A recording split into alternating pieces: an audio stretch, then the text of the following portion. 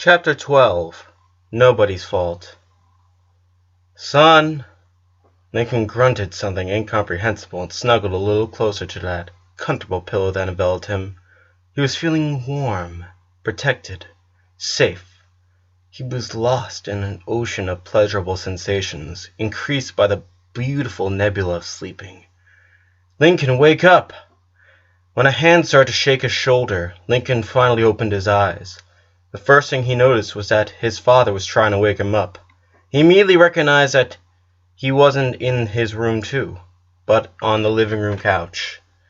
And the third thing he noticed was that it wasn't a pillow that was enveloping him. It was Luann. Last night's memories came back at him, and he unconsciously snuggled against her again.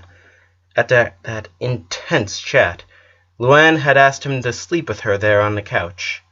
He remembered that he had lain with his back pressed against his sister, and that she had held his hand.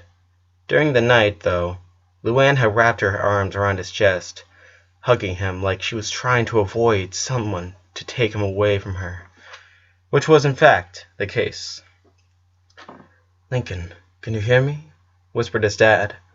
Lincoln rubbed the back of his hand over his eyes and let out a big yawn. When he finally regained the use of his throat, he answered. "What time is it?" he asked his father. "It's 6:20, Lincoln. Is everything okay?" What do you mean?" he asked young again. His father was trying to start a conversation, but Lincoln's body was asking him to go back to sleep as soon as possible. He had had the best sleep he could remember, and he needed to keep resting. "Did something happen last night? Why are you with Luann, sleeping there?" Still dazed by his sleep, he understood his father's concern. "I woke up and went to the bathroom, and Luann was here." "What time was that?" "I don't know. Midnight? 1 in the morning?"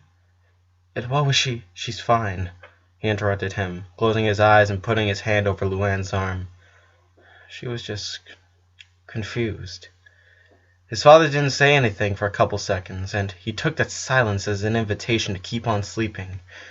He was just about to surrender to Morpheus' call when his father started to shake his shoulders again, bringing him back to the boring world of reality. "Lincoln, it's Friday. Luann has to go to school." "She doesn't want to," he mumbled. "She has to," said his father, as he delicately moved to Luann's arms, away from their grip on her little brother. She complained in her sleep, and her arms tried to grab him again, but Lynn Sr. carried Lincoln in his arms. "What?" asked Lincoln, opening his eyes again. "Shh, I'll carry you to your room," he said, moving to the stairs. Too tired to complain, he just managed to take one last look at Luann. She was still sleeping, but her left hand was slowly moving over the now empty space on the couch, looking for something that was no longer there. While they were going up the stairs, Lincoln closed his eyes and let his father carry him. Confused, in a weird state between sleep and vigil, he started to remember images from his childhood, memories of him falling asleep anywhere in the house and his father carrying him to his bed. Sometimes he would pretend to be asleep just so he could be carried. His dreams and reality started to blend with each other, and he couldn't tell which was which. One moment he was just a kid, and his father was putting Bun Bun on his chest to protect him from nightmares. And suddenly, his father, with considerably less hair, was tucking him in, covering him with his blanket and kissing him on the forehead, as Lincoln felt some salty drops of water falling on his face, which was weird since it didn't seem like it was raining outside. His dizziness didn't last very long. As soon as he closed his eyes, he was sleeping again. When he finally opened his eyes again, his alarm clock said that it was close to 10 o'clock in the morning. He sat on his bed and started to stretch his arms. He remembered right away where and with whom he had spent the night, and how he had gotten to his bed. A part of him was feeling bad for not having had breakfast with his family, but on the other hand he felt like he had rejuvenated 5 years in a single night. He hadn't woke up startled in the middle of the night due to a nightmare. In fact, he had had some very warm and pleasant dreams. He got up with a renewed mood, quickly grabbed a marker and stood in front of his calendar. He crossed out Thursday, the day before, and counted the days again. He still had 9 days before his deadline. He checked his bucket list and started to update it. He checked the boxes next to speak with Luann and find out what's going on with her, which formed one of his top priority tandems. He also checked both fix things with Ronnie Ann and ask Mom to help me write a book, objectives. There was a lot to do in a very little time, but he had faith. He read the whole list once again and chose a couple of objectives to complete that same day. He walked out of his room, already dressed and with intentions of going downstairs to have some breakfast. But he was interrupted before he reached the stairs. "Lincoln," called a voice behind him. Lisa was coming out of her room, swiftly walking to him. "Hey, Lisa. Good morning." He greeted her with a smile, remembering how he had tucked her in the bed the previous night. "Morning. It is necessary that you have come into my lab so I can run some control tests on your physical, neurological, and physiomagnetic state in relation with the progression of cellular deterioration and in your cardiac fibers." "You heard your what?" he asked, feeling like he was talking to R2-D2 with no one to translate for him. Lisa sighed and fitted her glasses. "Come to my room so I can see how you're doing." "Well, sure. Why didn't you just say that?" Without answering, Lisa turned on her heels and stepped back into her room. With a slight smile, Lincoln followed her. Lily wasn't in her cradle, so she was probably downstairs, watched by her mother. The room's furniture was covered in books of all sizes and colors about anatomy, sickness, and pretty much everything about the human body. And all those medical equipment that Lisa had gotten from God knows where, which were on doing digital sounds. "Take a seat. This should only take a couple minutes." A couple minutes later, Lincoln had gone through 3 full-body scanners and had given a new blood sample for the cause. He didn't complain, and he did as he was told. He let Lisa do her work and whatever she thought it was necessary to do. While she was busy doing her stuff, he looked around her room. He remembered what he had seen the night before on the computer, and was looking for some jar, test tube, or anything new about around her room. "Where do you keep an enzyme?" "Very well, Lincoln," Lisa said, after comparing the different studies. "Your body seems to be fighting against a disease, stopping it from accelerating its expansion across your bloodstream. Is that good?" "Of course. That means my initial predictions about our available time are so far correct." He nodded in silence. Those were absolutely good news. It meant that he might live to see the end of his calendar. "However, these studies show that you have acquired the flu virus, which is currently in incubation." "The flu?" Lincoln said, now totally worried. The last thing he needed was having to spend his last few days being sick like a zombie, not being able to leave his own room. "But how can it be? No one else is sick." "Actually, I can take credit for that. You see, I awoke in the wee hours of the morning due to an alteration on my normal sleep cycles, and just for precaution, I decided to walk into your room so I could see that it was all in order. I found you placidly sleeping, but I noticed how cold it was in your room, which is logical considering the fact that the house central heating system does not reach your room.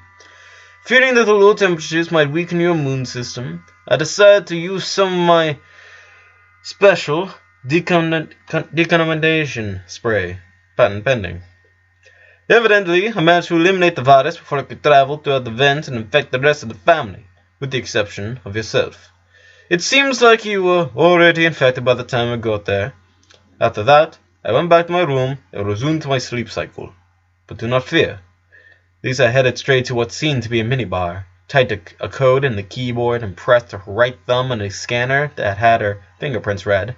After a few seconds, the door finally opened, letting escape some kind of white fog, like it was containing liquid nitrogen or a special effects dry ice. Carefully, she extracted a series of test tubes filled with a blue liquid. "Fortunately, I have a couple of flu antidote samples stored, and I will gladly let you use it." "Flu antidote?" he asked, starting to think that something was odd. "You have antidote for the flu." "That's what I just said." "But you never had that, didn't you? Like a month ago, we all had the flu, and you gave us water guns filled with chicken soup. You had no antidote." "Look, if you don't want it, you can just go lock yourself in your room, wait for the symptoms to appear," she replied, sounding annoyed. Lincoln was taken aback. It was very strange for Lisa to be mad or angry, or to show any emotion for that matter. Lisa was usually above such trivial stuff like human emotions. All right, I'll take it. Excellent, she said, grabbing the first test tube and emptying it into a glass. I don't know the endurance of this particular strain of the virus, so I believe it'll be convenient that you drink this antidote twice a day. Once in the morning, once at night, till we can be sure that you've been cured. And when will we know that? He asked, as he grabbed the glass and analyzed the contents. I'll let you know. With a distrustful look at Lisa, Lincoln started to drink it. It didn't taste like a medicine. It had an odd taste. Sweet, more like a not-so-tasty and cold honey tea. All in all, it was pretty good. And he drank all the liquid. When he was done, he let the glass aside and looked at Lisa again. She was holding her notebook with a pen in her right hand, watching him with interest. Well, how do you feel? All right, I guess. You say this will keep me safe from the flu? In theory, yes. But I need you to notify me about any changes you may feel, she said, sounding anxious. If you find out any negative side effects, or if you start feeling different, with more energy, more active, any physical change you may feel. Okay. Do you understand what I'm saying? She said, sounding like his mother when she was telling him to take out the garbage for the 10th time. You must notify me immediately about any kind of change, no matter how small it may be. And geez, I get it, he said, surprised by her reaction. Easy there, Dexter, it's just the flu. She seemed to be about to retort, but she stopped seconds before the word escaped her mouth. You're right. It's just the flu. You can have breakfast. You're dismissed. And without another word, she turned and went to her computer, doing things Lincoln wasn't even interested in trying to comprehend. He left his sister's room highly confused. As he was going down the stairs, he couldn't avoid thinking that there was something about Lisa's story. Somehow, he felt like there was something that didn't make any sense. When he got to the living room, he saw Lily on the ground, playing with a keychain filled with plastic colorful toy teas. As soon as she saw her older brother, she started to babble and move her arms. Icon! She gabbled, standing up and trying to walk near him. In her stagger, she tripped with her own foot and fell face first into the carpet floor. Lily! Lincoln hurried next to his baby sister, who started to cry as soon as her brain registered that she had hit her face. He sat on the floor next to her and lifted her in his arms. It's okay, Lily. I got you. It was just a fall. Your big brother's here. It's going to be okay. Look, here are your keys, he said, grabbing the keychain and shaking it in the air so it sounded like a maraca. Look how many keys you have. And they're so shiny, too. After a few seconds, Lily started to laugh and stretched her arm to grab the keys, but every time she was about to catch them, Lincoln moved them away from her. You'll have to stretch a little more. Giggling, the baby stretched her arm once again, and this time Lincoln handed it to her. Very good. Well done, Lily. In an unusual display of affection from the little girl, she hugged the keychain laid against Lincoln's chest. He was more than happy to hug her back and started to gently cradle her in his arms. Barely 10 seconds after being crying, she was happy once again. If there was something he loved about his baby sister, besides being able to run around the house practically naked all the time, was her ability to keep things from affecting her much. Her still developing memory made her forget about all her problems. She always forgets everything. She would forget everything about her current life when she grows up. And that included him. Oh, honey, I didn't hear you coming. Lincoln, are you okay? His mother asked, coming out of her room after hearing Lily crying. Yeah, I'm fine. Lily just hit me with her keychain in the eye. No big deal. He lied, wiping his face with his hand. Sometimes I fear we're having another Lynn when she grows up, joked Rita, getting near his son. Did you sleep well? Yeah. My dad told you about me sleeping here with Luann? Yes. Son, I don't know what you told her, but she didn't wear her eye makeup this morning. And she was talking with her sisters, and with me, too. He smiled. He very much doubted that he had eliminated all her insecurities and fears. But that was a great start. Do you want me to make you some breakfast? Sure, and then could we go on with The phone started to ring, interrupting Lincoln. Of course, honey, his mother told him, correctly guessing what he was trying to say. I did the groceries already, so we can write until your sisters come back from school. His mother went to pick up the phone, while Lincoln kept playing with Lily. Loud House, she announced, picking up the phone. Yes, good morning, Mr. Finnegan. Lincoln turned to look at the phone. Mr. Finnegan was a corpulent Irish man that was the principal of the Royal Woods Middle and High School. He had met him at some high school events he attended to see his sisters. What was he doing calling to his house? Was it something related to him? Had his sister's teachers found out about his condition? Yes, she is my daughter. Lincoln raised an eyebrow. It was something related to one of his sisters. Was it good news or bad news? She did what? Yelled her mother, clearing any kind of doubts about the nature of that call. Last Halloween, Lincoln had decided to dress as a savvy. All his sisters warned him about it, telling him that it wasn't prudent. His younger sisters were focusing on the obvious but not less important fact that he was wearing his underwear on the outside. They thought that he was degrading and shameful. His older sisters, meanwhile, were trying to explain to him that he was too old for those things. Firstly, he was too old to go trick-or-treating with Clyde, and secondly, he was too old to be wearing kids' costumes. They tried to explain to him that at a certain age one could no longer go out dressed like Peter Pan or Mickey Mouse. Lori suggested him to dress as a zombie, the last tendency of the social medias. Luna told him to go as Eddie, the mascot of the Englishman Metal Maiden. Luann suggested a psycho clown, but Lincoln decided to go as Ace Savvy anyway, telling him that everything was going to be alright. Lynn was pretty sure that her brother would be the laughingstock from some older boys, but deep down she would never ever admit it to anyone. She thought it was kind of adorable. Her brother was authentic. He did what he liked to do, and he wasn't afraid to show the world who he really was. Going around the neighborhood with his underwear on the outside was a great demonstration of courage. No one knew courage better than Lynn. She who declined no challenge, and she really respected her brother for sticking with what he wanted to do, regardless of what everyone else might think. The loud kids had figured out, with their years of experience, that it was easier to get candy if they divided themselves in small groups rather than going all together. So the older ones would go with the youngsters and took them on different routes. Lori and Lenny would go with Lily and Lisa, Luna and Luann with the twins, and the last group usually consisted of Lynn, Lincoln, and Lucy. But this year, Lincoln wanted to go with Clyde, so his parents decided to go with Lynn and Lucy instead. The young goth girl was dressed, predictably, as a vampire. Lynn, meanwhile, was wearing her usual baseball uniform, which Lenny had slightly modified so she was doing a really good impression of Babe Ruth. She was going with her bat and ball, hitting it every once in a while and running to catch it later.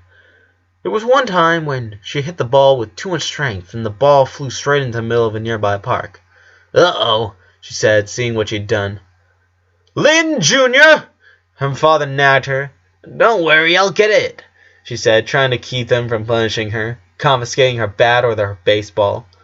"You guys go ahead, I'll find you later." She ran to the park and Sue recovered her ball. Before turning back, though, she looked up and saw Lincoln and Clyde walking down the path, looking down. "What's up, losers?" she told him with a smirk. But her expression quickly turned into worry when she noticed that Lincoln's face was scraped. "Lincoln, what happened?" she asked, getting near her brother. "You guys were right," he said in a low voice. "Some guys made fun of me. They laughed at my costume. They pushed me to the ground and stole our candy bags. We tried to stop them, but they were really strong," added Clyde, dressed as One-Eyed Jack, Ace Savvy's loyal sidekick.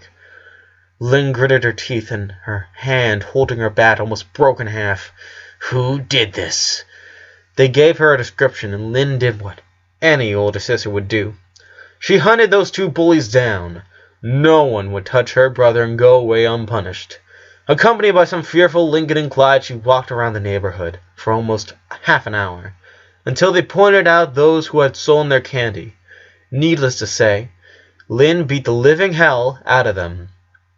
Each one of them was at least a foot taller than her, but they didn't even realize what had hit them. By the time they were able to react, they were on their knees, with bruises and muscles they didn't even know they had. Lynn got Lincoln and Clyde's candy back, along with those two bullies' personal harvest, and spent the rest of the night with them, escorting them around the neighborhood. More than one fellow tried to make fun of Lincoln, but the desire to laugh at a young boy wearing his underwear on the outside were quickly dismissed when said kid was walking along a very angry Babe Ruth with a real baseball in her hand. Lincoln ended up enjoying that Halloween, all thanks to Lynn. That's how Lynn had always taken care of her little brother. If someone stole his candy bag, Lynn beat them until they would give them back to him. If some bully was trying to steal his lunch money, she gave him bruises until he was volunteering to save Lincoln a place in the cafeteria line for the rest of his life. She had always found the way to protect her brother. There was no situation from where she couldn't punch his way out of it. Nothing that she couldn't solve with some well-measured violence. Except for the fact that she couldn't save his life. She couldn't help him. She couldn't save him. He was sick.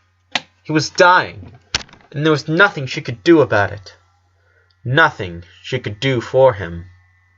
She could only sit and wait. Wait for the days to pass. For that terrible moment to arrive. And then her brother. Her dear, dear brother. Her only brother in the whole world would be gone forever. There was no way of expressing how she was feeling. It was like she was losing the FIFA World Cup final by 7 goals, with 3 players less, just waiting for the referee to end the game and sentence a defeat.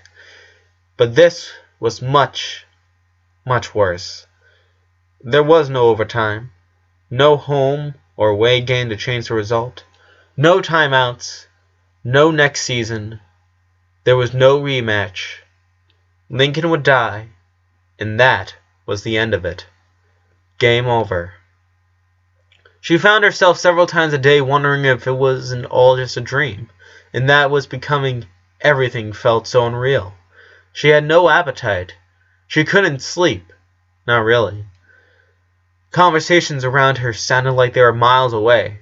She was feeling just like when she was in her swimming competitions. When she swam underwater, she could hear the crowd yelling, but it all felt so far away, muffled by the water, with an interference that helped her focus on herself. But she was having troubles concentrating on anything. She already was not an exemplary student, but this last week she had done absolutely nothing in school. She didn't take any notes. She didn't do her homework. She hadn't listened a single word from her teachers. She was smart enough to keep her eyes on the blackboard and pretend some interest on the daily lessons, but the words were going through her. It was like in the hockey regional finals against the Hamilton Harpies that had been played in the middle of a storm. The sky was falling, and there was so much water that their clothes were several pounds heavier. But in the middle of the game, Lynn never felt it. She knew that it was raining, but her brain had decided to ignore the impact of the drops and the cold of the water. She knew it was happening, but she didn't feel it. Something like it was going on with her life right now. The days were passing by, she knew it, but it was like time was not really moving.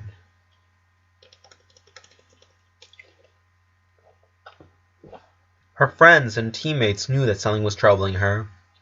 They noticed the way she was training those last few days. She was always the best at every sport she practiced, and she usually showed it at every training session. But these last few days, it had been different.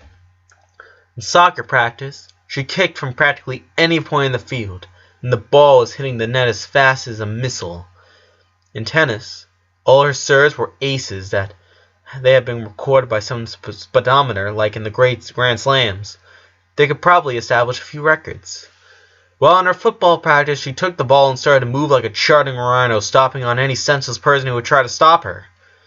Her karate sensei had even sent her to practice alone the day before, after she let the sore white belt on the floor when she couldn't block her.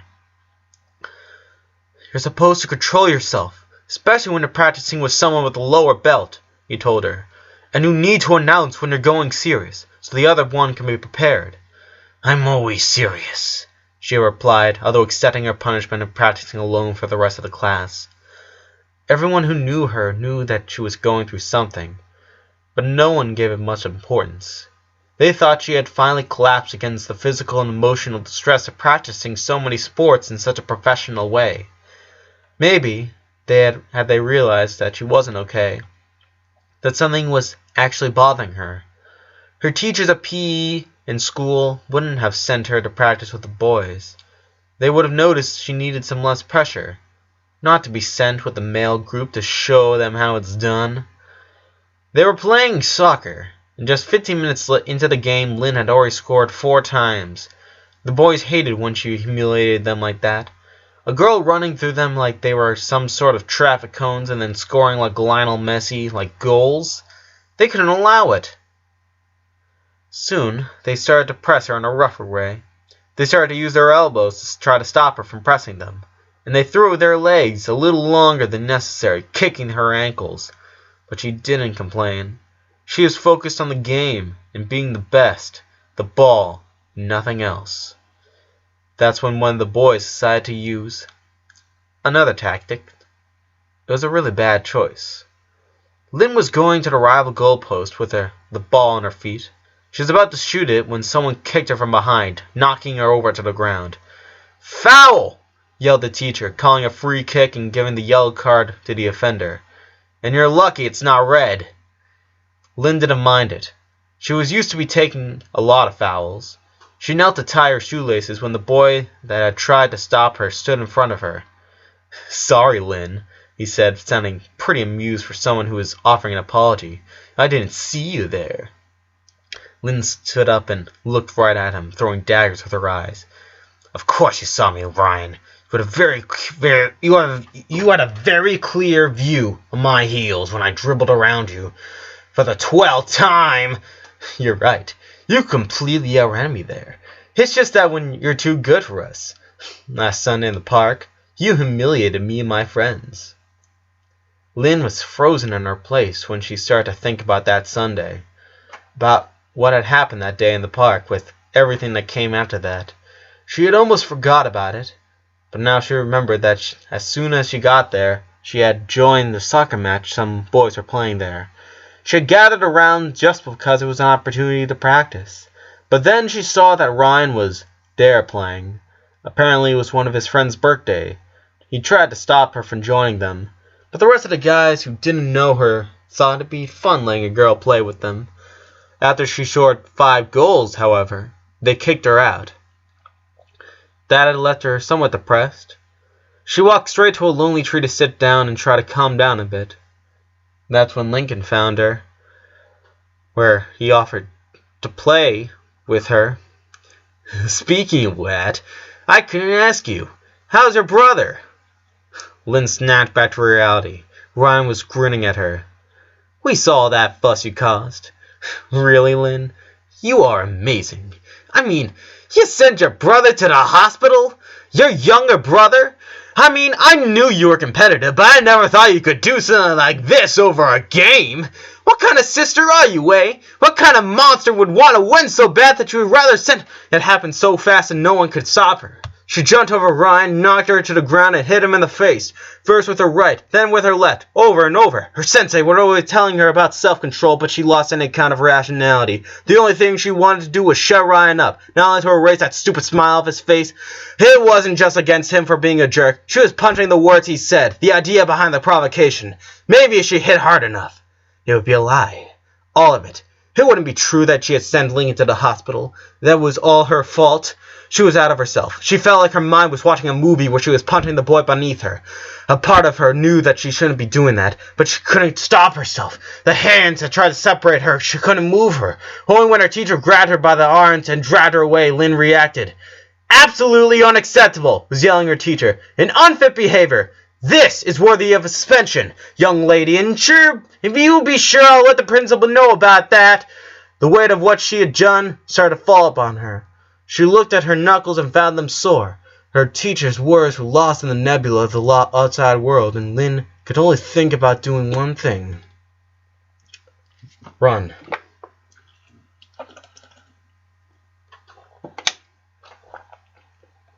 She didn't know what to do. She didn't know where she was heading to.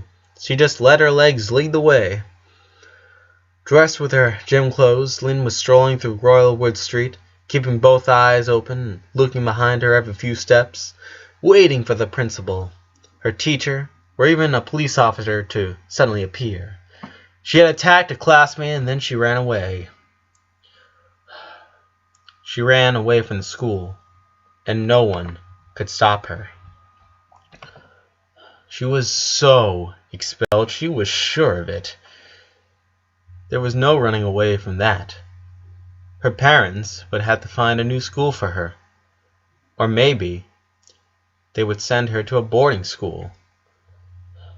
What if she ended up in a jail? Could she be charged for her rampage on Ryan? She was a third Dan black belt in karate. She was supposed to have responsibility on the use of her own strength. Would this put her in trouble? She wasn't sure, but ultimately she didn't care. Maybe she deserved to be expelled or sent to jail. She deserved a punishment. If it wasn't because of what had just happened with Ryan, at least someone should punish her for killing her brother. Ryan didn't know what he was talking about, but he was right nonetheless. She had sent her brother to the hospital. Her parents had explained their older sisters everything. Lincoln had tumors on his head that so far hadn't caused any harm, but the impact of a soccer ball in his head had dislodged some of those cancerous cells, going through his bloodstream right to his heart. Now his heart was infected. It would soon stop working, and the little brother would die because of it. There was nothing they could tell her to make her feel better about it. Lori said that had been an accident. Her parents told her that it was bound to happen sooner or later. So far, Luann had been the only one to openly blame her for all of this 2 days ago. And even though that this morning in the family van, after leaving her younger sisters in the elementary school, Luann had broken down and cried while telling her she was sorry and asking for her forgiveness, the damage was already done. Lynn now knew that the rest of her family was fully aware that it was all her fault. She knew they didn't blame her, but what her family thought of her didn't matter. The point was that she would never forgive herself for doing what she had done. She had killed her brother. Every night after Lucy fell asleep, Lynn cried herself to sleep. She was feeling guilty beyond measures. There was this time when she missed the final point in a basketball game and her team had lost the championship because of that. So far, that was her only lost final match. But 2 years later, she still carried the anguish of having failed that final shot.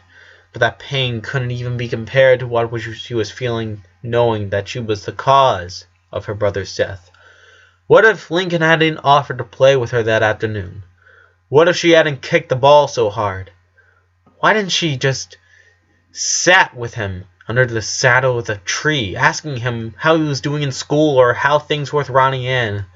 Lincoln hated sports. He hated physical effort. If he played with her, it was only to make her happy, to spend some time with her. He'd always been like that.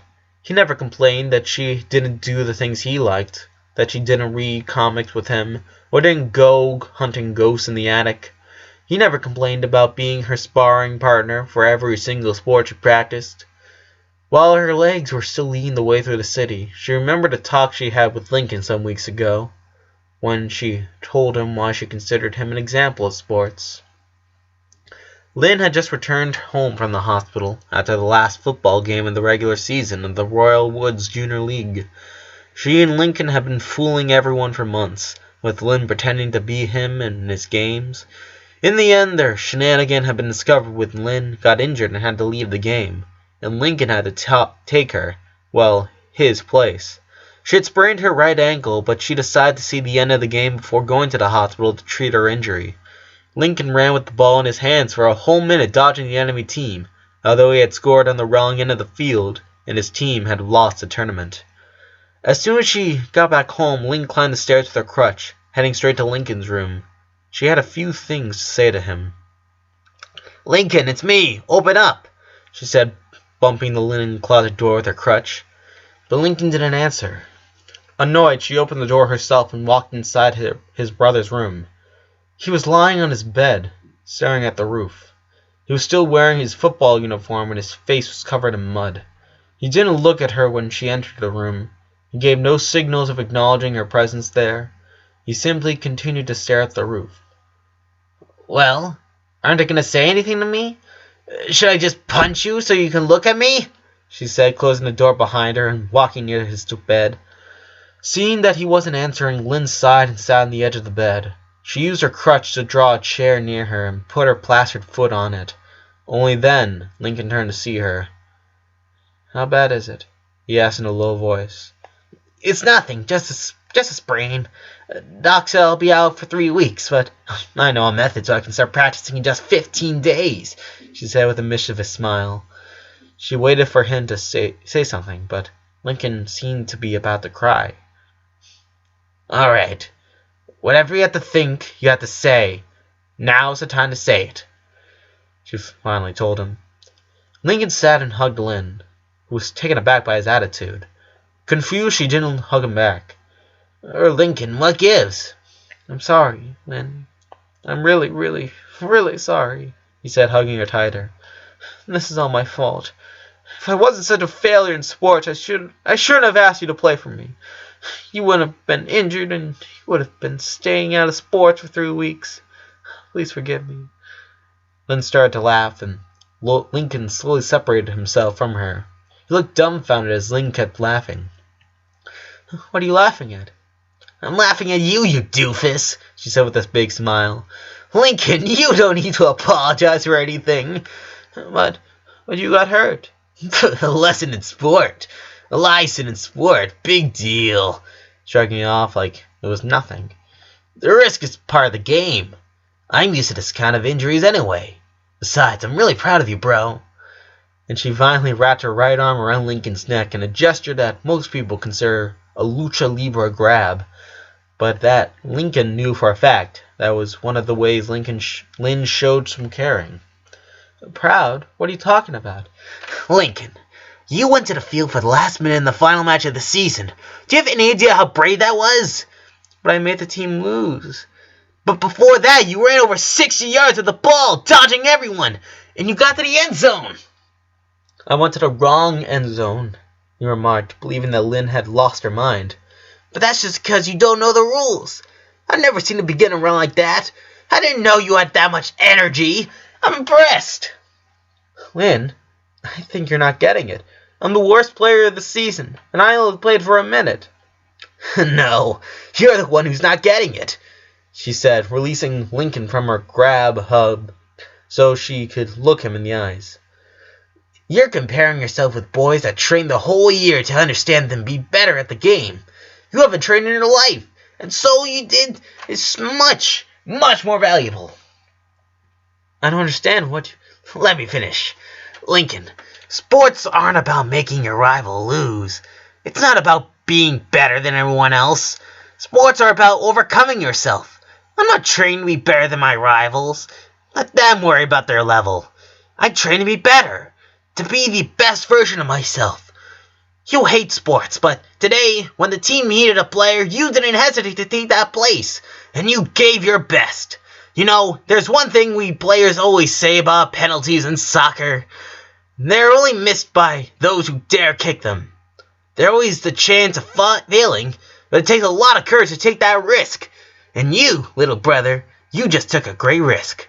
The rest of the school will probably hate you for giving away the trophy, but today you became my hero, Link." Her words meant a lot to Lincoln. His eyes started to glow, and his mouth slowly became a smile. "Can I hug you again?" he asked. Lynn gave a look at the door. "Fine, but if someone comes in, I'll throw you to the floor and say we were wrestling." And then, smiling too, she opened her arms and hugged her little brother tight.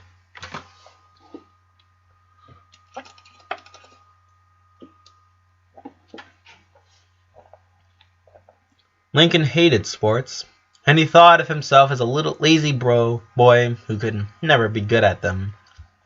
Still, he never rejected an invitation from Lynn to play with them, and Lynn admired and loved him because of that. He didn't know it, but he had an enormous potential to be an excellent player if he ever decided to train and take it seriously. Of course, they would never know now, since Lincoln wouldn't be able to practice anything anymore. When she walked past the auxiliary gym, Lynn finally realized where had her feet led her to. She strolled through the parking lot and entered the access hall of the Royal Woods Athletic Club. She knew that building like the back of her hand. Her parents had made her a club member when she was a little girl, and she had signed up in all the sports. At her 13 years, she had practiced at least once every one of the 17 disciplines the club offered. She was known by everyone there, and the staff almost considered her as part of the family. The club was pretty big, and there were a lot of places she could head to, but she knew why her unconscious had taken her there, and she knew what she needed first. She climbed the stairs, passed in front of the trophy cases, where her name appeared countless times, and went straight to the service room. She knocked the door and waited. A few minutes later, an old man about 60-something years old opened the door. His white hair outlined a small and kind face, with some wrinkles around his eyes and his neck. The man was wearing some big glasses that increased the size of his eyes, making him look like a giant mantis. He was dressed as a janitor, but everyone in the club knew that man was more than an ordinary employee. "Well, look who's here. It's a little loud," said the man, extending a trembling and wrinkled hand towards Lynn. "Good morning, Philip," she said, shaking the old man's hand.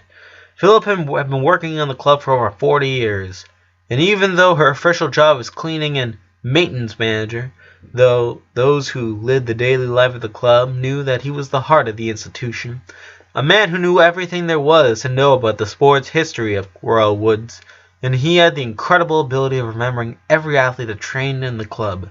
He had access to all the areas, and if someone needed something, they could always count on Philip. "What are you doing here on a Friday, Lynn Jr.?" he asked with a warm smile. "I came to see Sensei Royce." "Oh, Mr. Royce, of course. But you don't have karate practice today," said Philip, taking a hand to his chin. "I believe her category is practice on Tuesdays and Thursday evenings, not Friday mornings." "I know, but I'm getting ready for the next belt exam, and Sensei agreed to give me extra classes," she lied, feeling terrible for lying to Philip.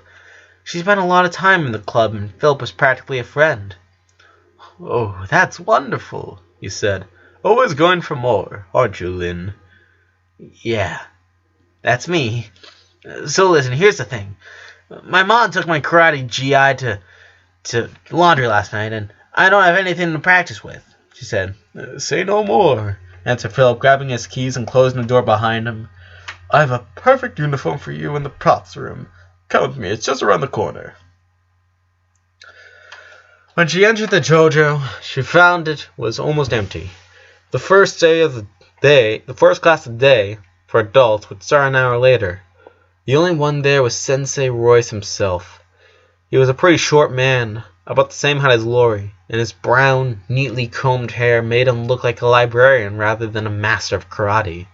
But behind that friendly look was a retired, 5-time national champion of martial arts, who had settled down in Royal Woods after finishing his career as a professional fighter and was now preparing for the next generation of athletes. He was wearing his karate GI already in his 8-dan red and white belt, and was currently sweeping the floor with a broom as he sang an old and catchy pop song. "Everyone was kung fu fighting. Those kicks were fast and fast as lightning," he hummed as he danced around the dojo with a broom in his hand. "Sensei!" called Lynn, approaching him, already wearing her karate GI. Sensei Royce stopped dead in his tracks and turned to look at his student. "Lynn, what are you doing here?" he asked, leaving his broom aside and walking near to her with a confused look. "Sensei," she said, taking a big bow. "Please, I'd like to practice real combat with you." "What?" Mr. Royce was an excellent fighter, even if he was over 50 years old now. His physical state was still enviable, and what he'd lost in endurance, he'd won in experience and technique. However, even though he participated in some seminars every now and then, he always refused to practice combat with the students. He limited himself to give instructions and advice from the distance. "Please," she repeated, bowing even more, like she was trying to kiss her exposed toes. "Fight with me." "Lin, you know very well that I don't do that." "Sensei, I beg you, I need to fight," she confessed, her eyes fixed on the floorboard. She didn't see her sensei's face. She just heard his silence. "I don't do combat with my students," he said seriously. "And even if I did, this is not your practice schedule. In fact, you should be in school right now. What are you doing here?"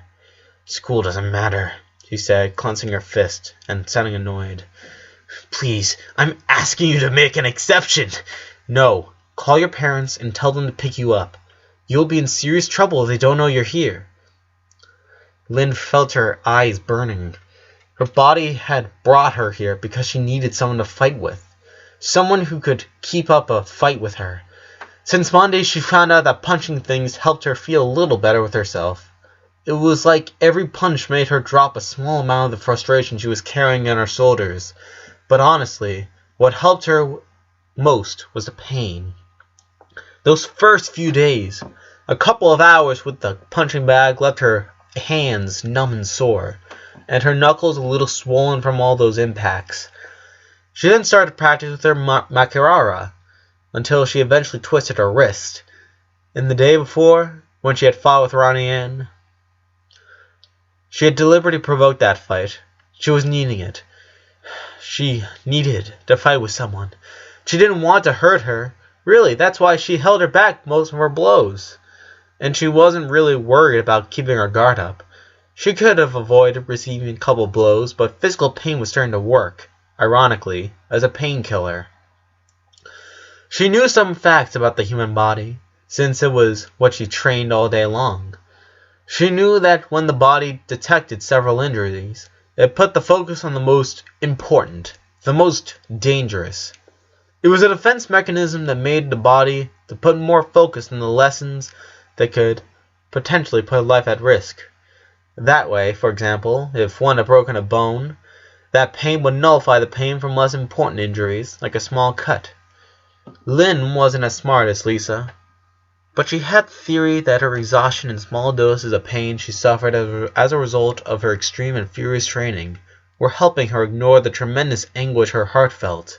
She knew that it was a bad thing to do, that it was wrong, that it was self-destructive, that could only end up bad for herself, but her mind wasn't thinking in the long term. She needed some kind of relief, and she needed it now. Enraged, she prepared her legs and quickly moved her near her sensei. He was shocked to see Lin throw a circle jerker aimed at his chest. He was paralyzed for some instants, but in a fraction of a second he adopted a defensive form and deflected Lin's kick with a swift and precise movement of his wrist.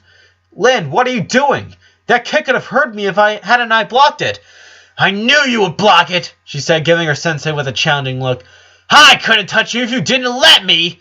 "Lin, stop this madness and go home. I won't fight you," he said, standing normally, although his shoulders seemed to be tense, ready to react. "Yes, you will!" And Lin attacked again. She started to throw him punches, kicks, and she tried to apply the grapples he had taught her all those years ago. She did every single combination she knew from the katas, trying her best to hit her sensei. She was his best student, but the reflexes and strength of her ex-champion, while not as good as they were still enough to keep her in place. "Enough!" he finally said, grabbing her by the wrist and hitting her in the chest with his open palm, making her back down a few steps. "You have just lost your black belt until you learn respect and self-control." "I don't care about the belt!" she yelled, feeling a little pain in the sternum. "I just want you to attack me!" She resumed her assault on her sensei, who continued to block her blows and kicks. She was too lost in her anger to realize it, but she had started to cry. She was trying to keep her mind blank, but there was something she couldn't avoid thinking. During all those years competing in karate tournaments, she had used a very particular way to psych herself up to defeat her enemies. She always pictured whoever she had in front of her like they were hurting Lincoln. She told herself again and again that they had hurt him, and when she fought him, her older sister instinct made her a most dangerous rival. However, this time, as she tried to hit her sensei, she was picturing herself in him. She was trying to make herself pay for having hurt Lincoln. She was so conflicted inside that she was starting to cry without noticing it. Mr. Royce did notice, though. He knew something was wrong the moment his student, tried to attack him just because she wanted to fight. This was not the Lynn she had taught all those years. The girl he was proud of, so proud of. Those tears only confirmed that there was indeed something wrong. Lynn threw a new fist aimed at his chest, knowing that he would block it. But when he put his arms down, leaving his chest exposed, she barely had time to stop her first millimeters before hitting him. "What are you doing?" she said with a trembling voice. "Defend yourself!" He said nothing. He stood straight in his place, with his right palm covering his left knuckles. That was a karate posture used at the beginning and end of every kata, symbolizing the intention of not fighting. "I said defend yourself!" she yelled, punching him in the chest but lacking conviction. He didn't even flinch. He didn't try to block it, and he said nothing after receiving the punch. That made Lynn a lot more angry. "Fight back!" she said, delivering a new blow, this time a little harder. Again, no answer. Feeling even worse by this, Lynn started to punch his sensei on the chest, telling him again and again to defend himself, pleading him to attack her. The strength on her blows were carefully measured. She was hitting him, yes, but she wasn't causing him any real pain. She wouldn't even bruise him. For a couple of minutes, she just used him as a makarara, letting go of all her frustration, and the more she did that, the more she cried. She wasn't just shedding some tears. She was sobbing and panting, having real troubles to keep a steady breathing. She finally let her arms fall like dead weights and pressed her forehead against her sensei's chest. Now fully surrendered to her crying, she let him put an arm on her shoulder. Neither one of them spoke, and save for some sobs, the dojo was fully silent for some minutes. There was no point in trying to pretend that she was okay, that there was nothing wrong. So after she settled down, they sat on a bench and she told him what was happening. She told him that her brother was really sick and that he would die in just a few days.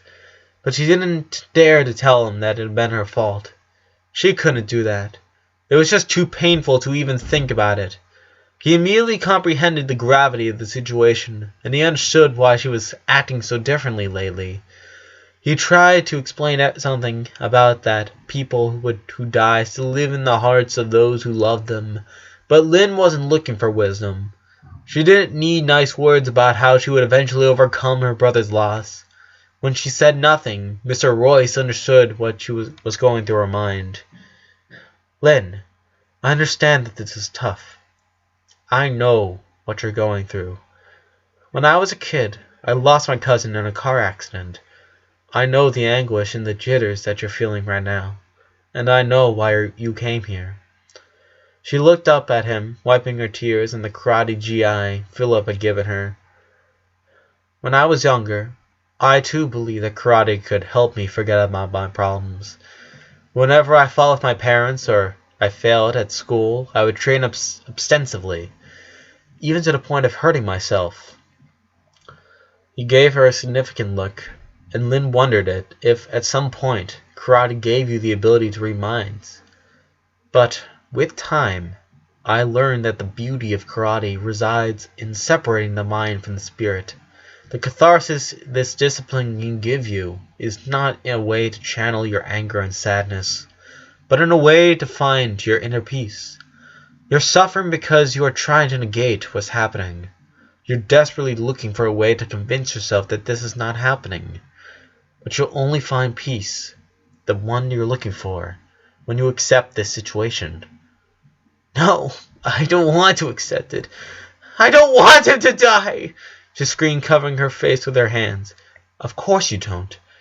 I can't. I can't be okay with him leaving me.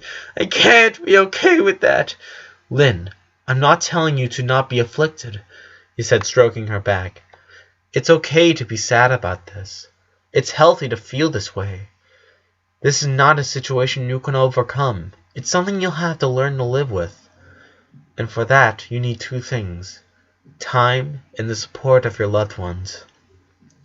Lynn was starting to calm down, not because she was feeling better, but because she was running out of energy, even to feel depressed. You should better go to the lockers and change yourself.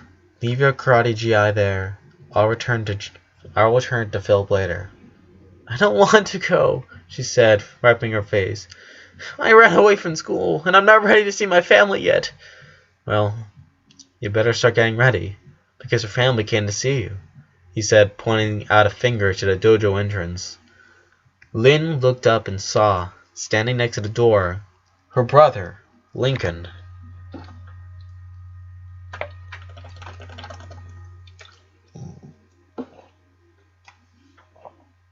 After she got dressed, she left the dojo along with him. At first, they didn't exchange any words other than an awkward hi at them, asking her how she was, questions she just avoided. They started to walk, left the club, and Lincoln guided her to a nearby square.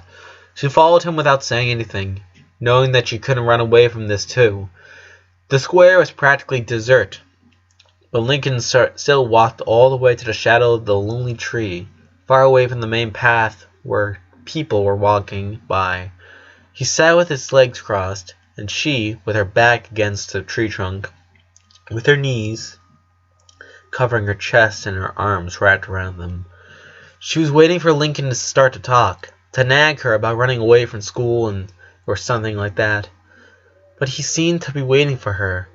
He wasn't saying anything, he just stared at her, with a mixture of sadness and understanding in his gaze.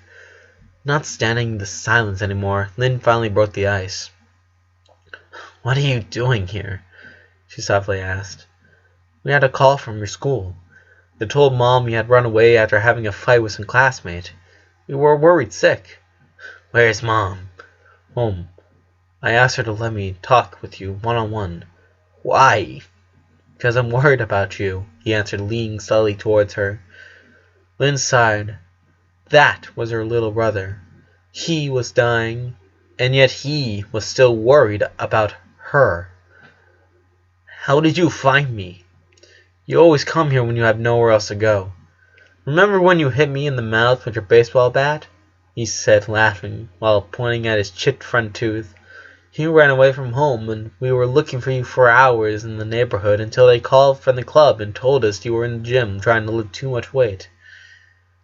Clearly, he tried to cheer her up by telling an anecdote he evidently thought was funny, but the result was quite the opposite.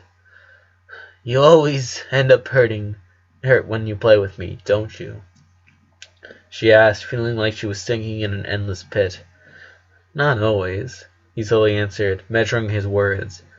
You may be a little rough sometimes, but I know you would never hurt me on purpose. And I know you very well. I know that deep down, really deep down, behind a locked door with chains and padlocks, you care about me. Of course I care about you! I love you, you idiot! She snapped back, raising her volume. I know, I was kidding, he eased her. What I mean is that you care about me. So I'm not afraid that you might hurt me when we play. You would never do something that could really hurt me. And yet, here we are. There, she said it. She didn't dare to look at Lincoln. She didn't dare to see his face. She was focused on the ground and started to pick up strands of grass. Lincoln stood silent for a few seconds, like what she said was still sinking in. What is that supposed to mean? You're a smart boy. You know very well what I meant, she answered, tearing those strands apart like each of them had made a personal offense to her. If you're saying what I think you're saying, cut the crap, Lincoln, she said, hitting the ground with her fist. He looked at her, startled. I swear, I just don't get it! Taking her hand to her head and messing up her hair. You're acting like everything's normal. You cook out breakfasts. You keep taking out the trash. You play with Lana, Lola, Lucy. Why the hell are you acting like that? Why are you acting like nothing's wrong? Why the hell do you worry about how I am when it's you that's dying? Because I love you and I worry about you. Well, you shouldn't, she yelled at him, kneeling before him and grabbing him by his shoulders. I'm the older sister. I should be taking care of you, not the other way around. It's my job to protect you and make sure nothing ever happens to you. You shouldn't have to worry about how I'm doing. I don't deserve that. Of course you deserve so. You're my sister. I killed you! She screamed, shaking him by his shoulders, trying to make him understand. I killed you! Lincoln was trying to keep himself in place, but Lynn had a tight grip on his shoulders, and she was shaking him a lot. And besides, it wasn't normal for him to see his older sister crying, and he was taken aback by that. You don't have to worry about me. You don't have to love me anymore. Hate me. Be mad at me. Stay away from me. Tell me it's all my fault. She was saying, panting like she had just outrun a marathon. Don't treat me like it's all good, 'cause you know damn well that it isn't. God damn it. She slowly pushed him back and stood up. She took 2 steps near the tree and punched the trunk with all her strength. Her whole arm vibrated after the impact, and her knuckles felt every irregularity in the bark. She didn't cut herself, but her hand was soon turning red. She heard him standing up. She knew him very well. He was unbearably naive. He would now tell her that it had been an accident, that he didn't hate her, not blame her, that he still loved her and he would do it forever. That's how he was. He might rile them almost every day, and every once in a while he messed up bad, and they all hate him for a while. But in the end, he was always worrying about his sisters. You didn't kill me, said Lincoln, standing behind her. Absolutely predictable. Lincoln, you can say whatever you want, that it wasn't my fault, that was an accident, but we both know what happened. No. I know exactly what happened. And I think you only know one part of it. Stop lying! That ball I kicked ended up screwing your heart up! What part of that don't you understand? Just shut up and listen to me, he fiercely said, grabbing Lynch by the shoulder and making her turn around to see him. She stared at Lincoln with her mouth opened. He looked tired and angry. She was about to say things to him that would serve her a year grounded if her mother listened. But she shut her mouth and looked down. She took a step back and rested her back against a tree. Realizing she was allowing him to talk, Lincoln sighed and started to explain. Do you remember how I was before that ball hit me in the head? Ling closed her eyes and felt a small needle piercing her heart as she started to think about the incident. I don't know, bro. I don't know.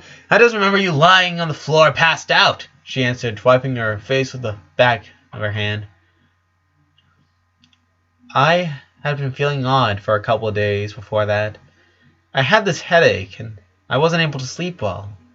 And when we started to play, I quickly felt completely agitated, he told her, remembering all those horrible sensations he has experienced. And my body suddenly stopped doing what I wanted it to do. It was like I couldn't control myself. Why are you telling me all this? Because I was supposed to die right then, on that Sunday, in the park. Lynn gasped and looked up.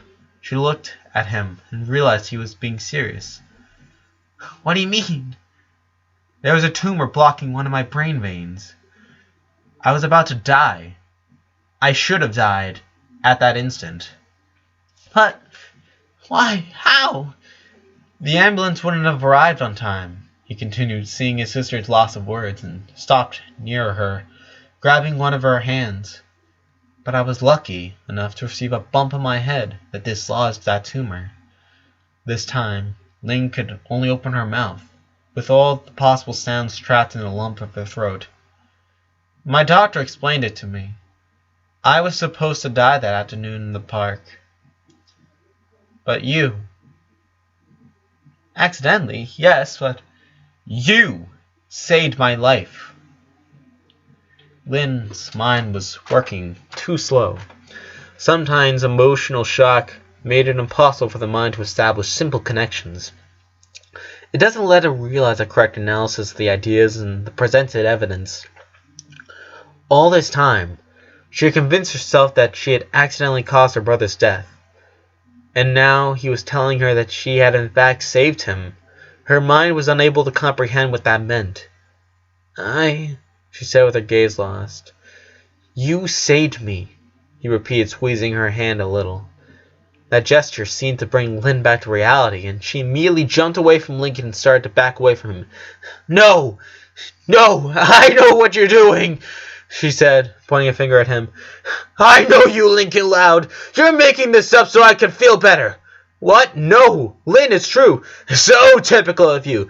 You'd say whatever you want to try to cheer me up!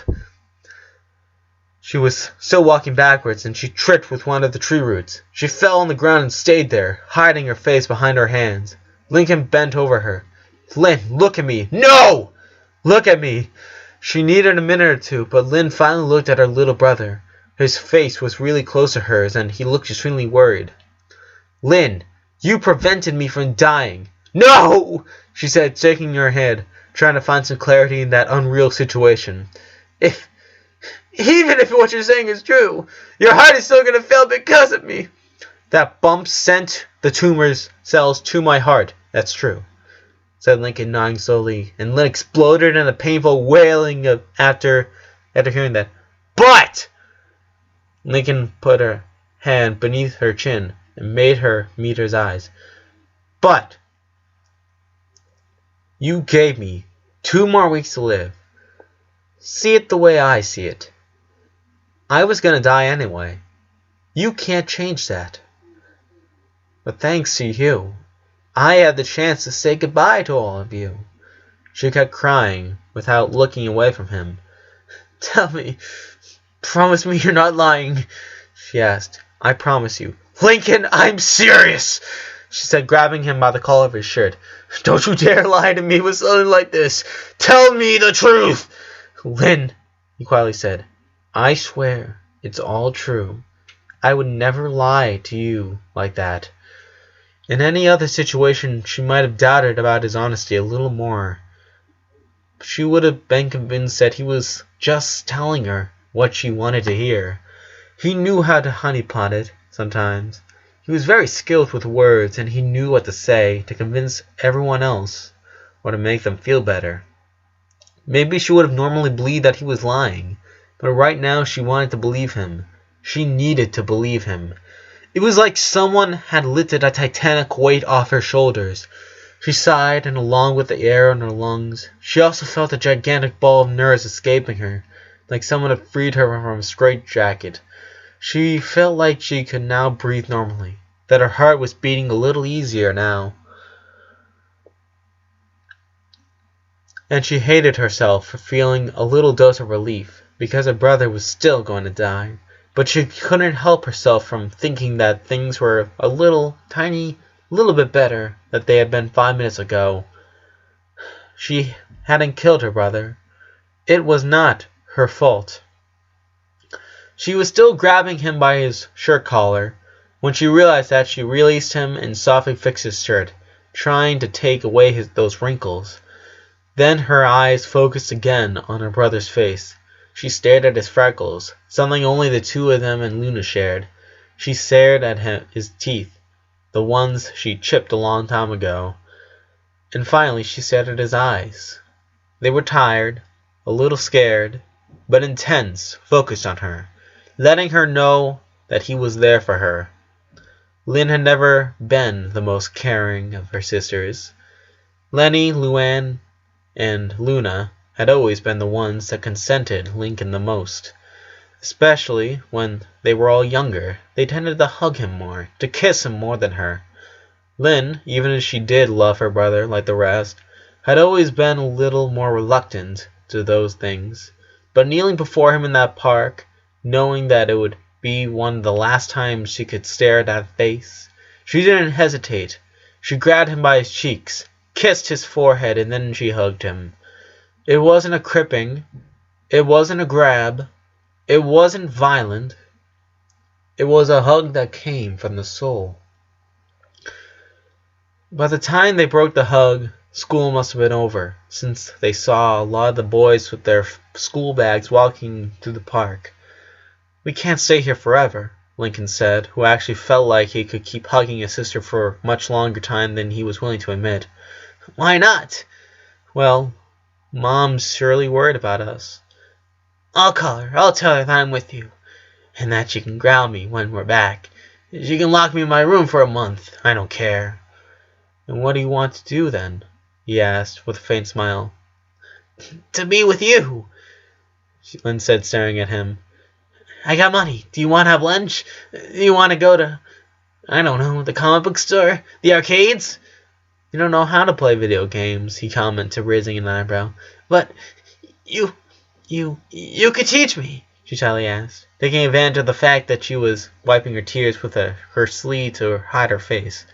Lincoln smiled, and Lynn knew that any punishment would be worth it, just for having the opportunity of seeing her brother smile like that.